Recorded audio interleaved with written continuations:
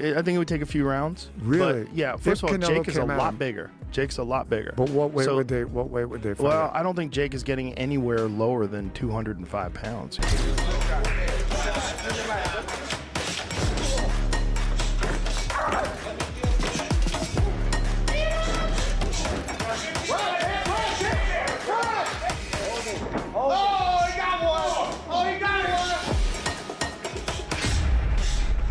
There's a few Americans, and this might be crazy, I think Jake Paul's got a chance.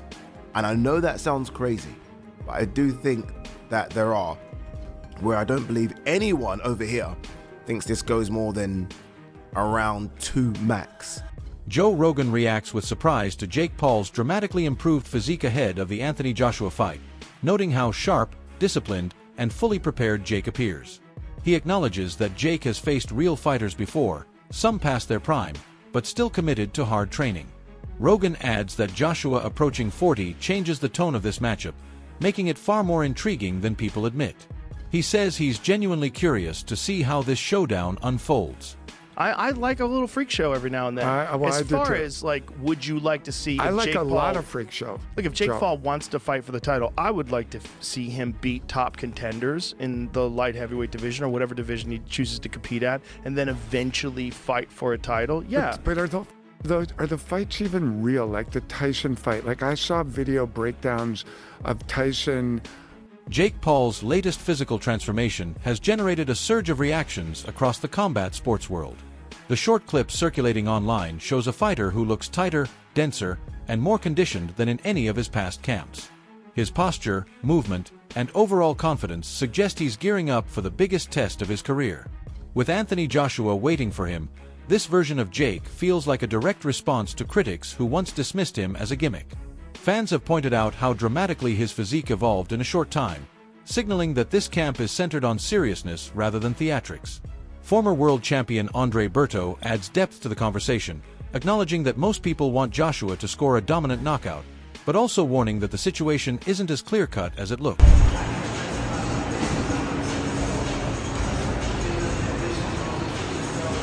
And conditioning.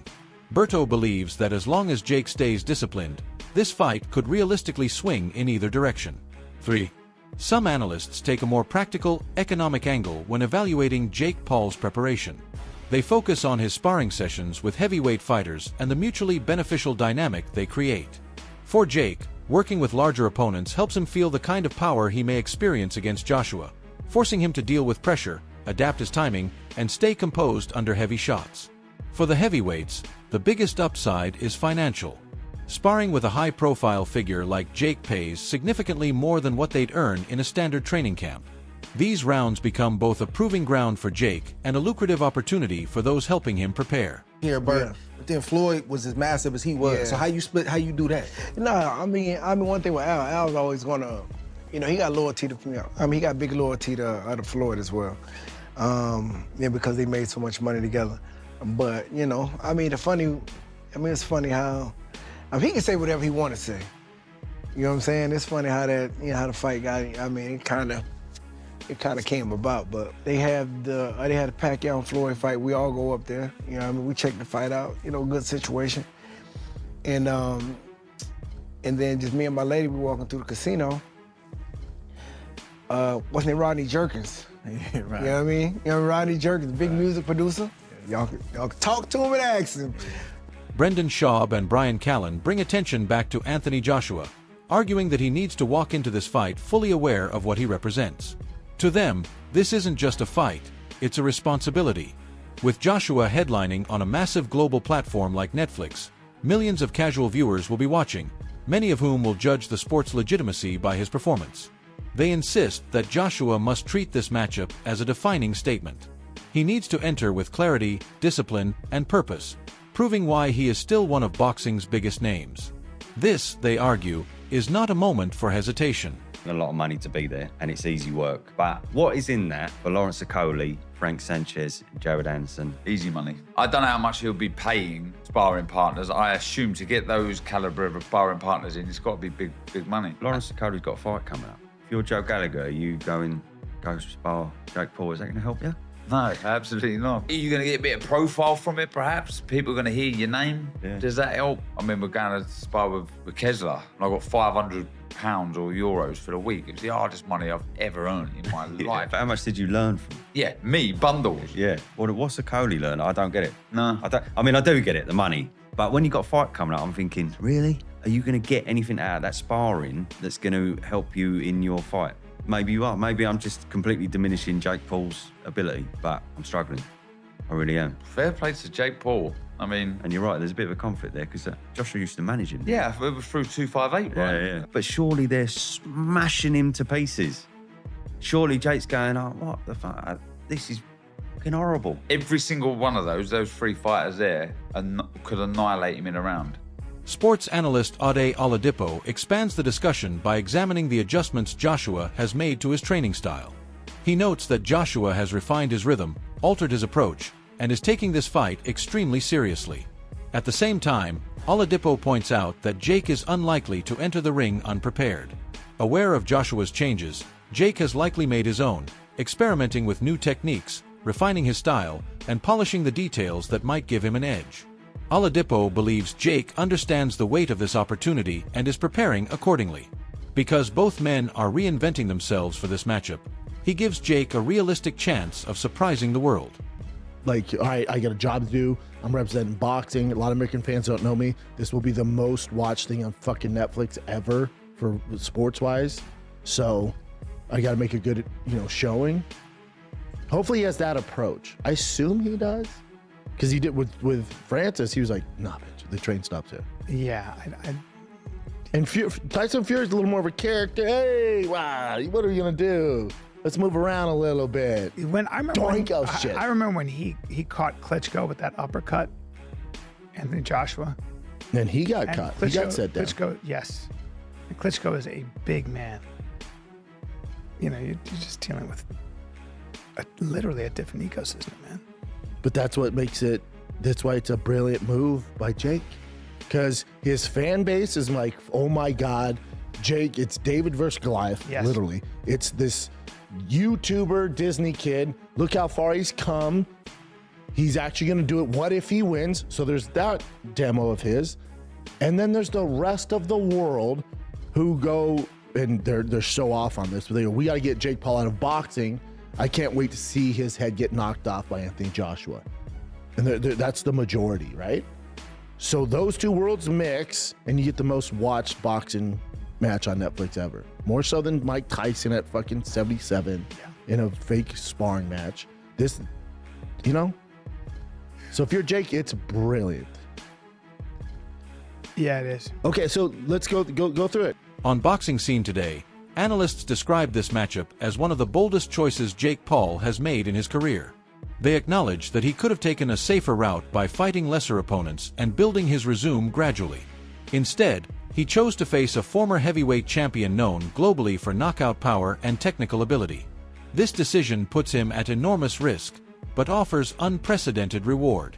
A strong performance, even in defeat, could permanently shift public perception. A win could change the sports landscape entirely. These analysts highlight Jake's willingness to step into danger as proof that he is committed to earning a legitimate place in boxing. With that camp. And I mean, if you are Jake Paul, I mean, shit just got even more real. So AJ's taking it that serious. He's now training with the Usyk camp, not just for your fight, but for fights going forward. This isn't AJ saying, okay, you know what, I'm just gonna train myself. Just get in shape and maybe just train with my amateur coach. This is AJ saying, no, we're gonna train with Usyk's team. And I'm basically meaning, or I'm saying, I'm gonna get in the best shape of my life. You want me to get down to 245 pounds? No problem. We've done that before, and that was one of my best performances before. Obviously, I'm talking about AJ versus Usyk too. So, yeah, I still can't believe it's happening, but it is happening. It will do incredible numbers. I've said that I think it will do numbers as big as Canelo Crawford. Some people have laughed at that. Don't laugh. Honestly, because Canelo Crawford over here, it would have been a small, minute percentage of people that would have watched it on Netflix over here. AJ fighting over here, everyone's watching it. Everyone's watching it. Everyone's watching it in Africa because that's the impact AJ has. And obviously everyone's going to be watching it in America because of Jake Paul.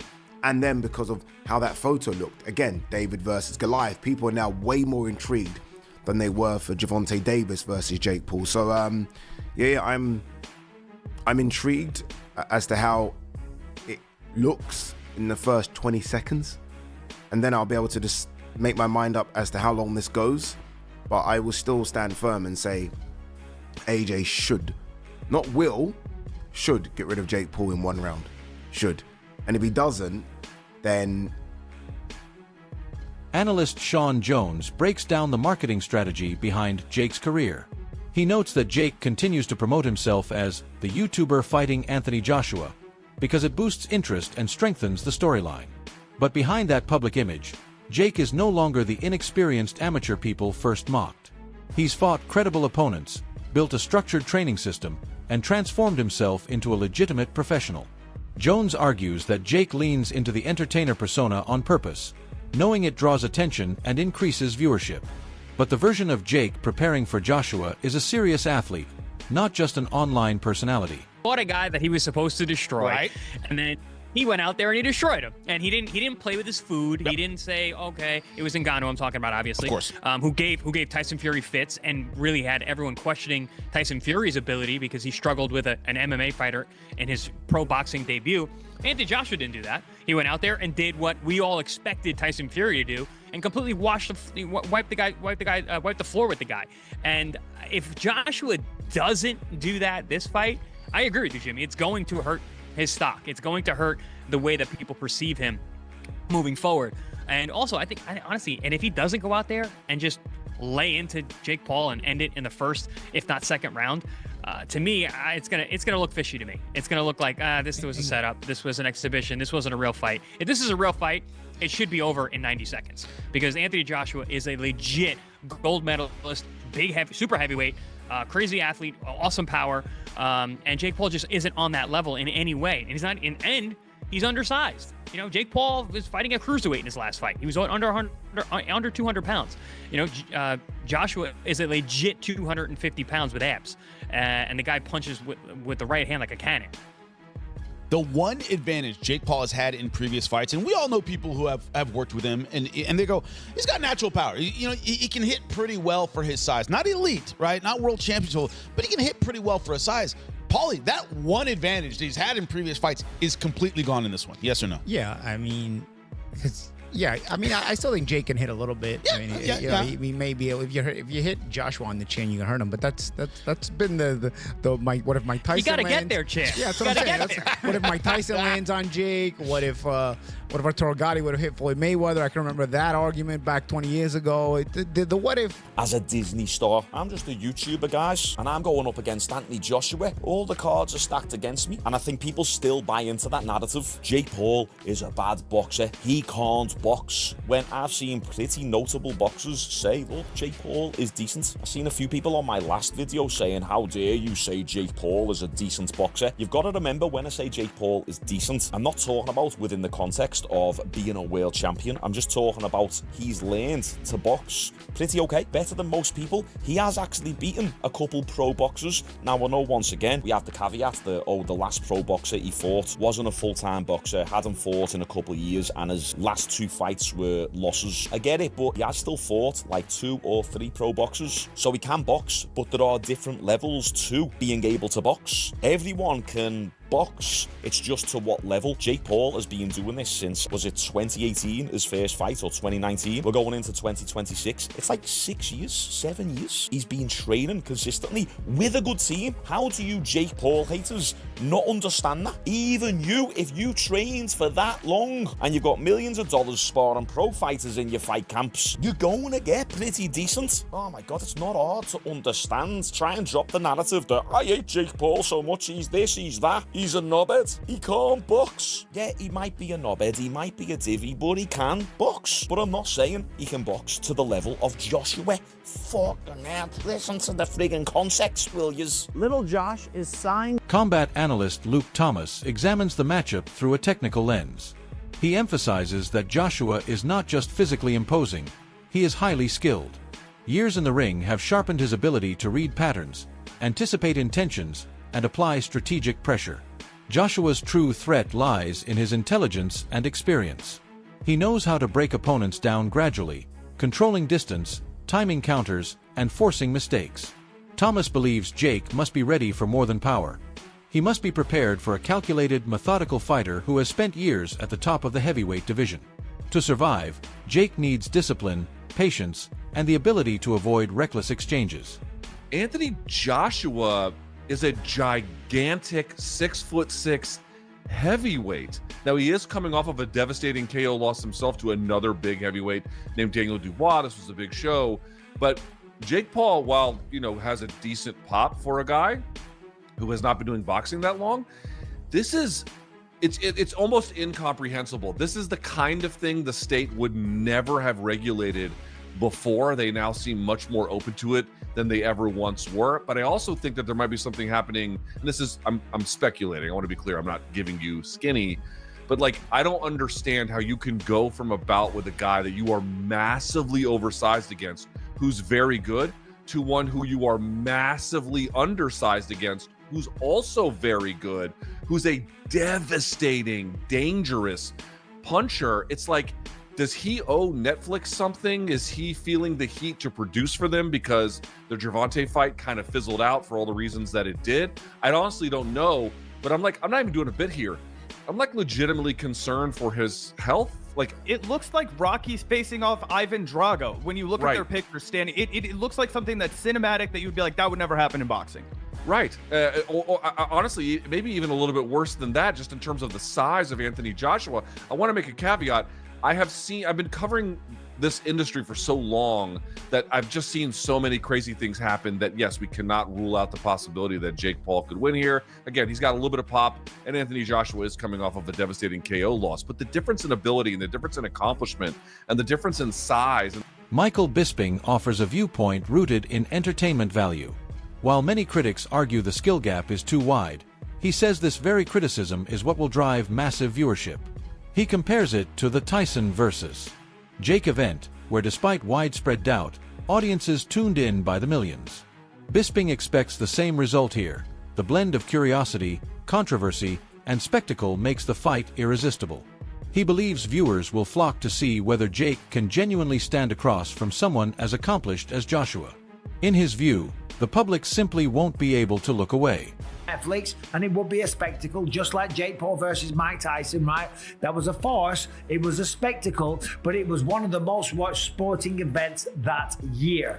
Maybe of all time, I don't know the numbers off the top of my head, but a lot of people tuned in to watch that, okay? And that was an exhibition, and that's what this will probably be. I mean, it's like Thunderlips versus Rocky back in the day. Remember Thunderlips, played by Hulk Hogan? Thunderlips is here, in the flesh, baby. Oh my God. Right? He goes up against Rocky Balboa, Rocky 3, by the way. Love the Rocky movies, some of the best boxing films of all time. And what happens? Thunderlips is going absolutely mental in the ring, okay? He's trying to kill Rocky Balboa. Picks him up, throws him out the ring. Rocky gets in there having a good old-fashioned tear-up. And then at the end of it, Thunderlips wants a picture because it was all bullshit. Okay, it was all an exhibition. It was all for the fans, okay? While you're still calm, can we get that Polaroid together? Yeah, sure. And that's all this is, okay? Granted, I don't know. Maybe they come out and they say, oh, no, this is legit. This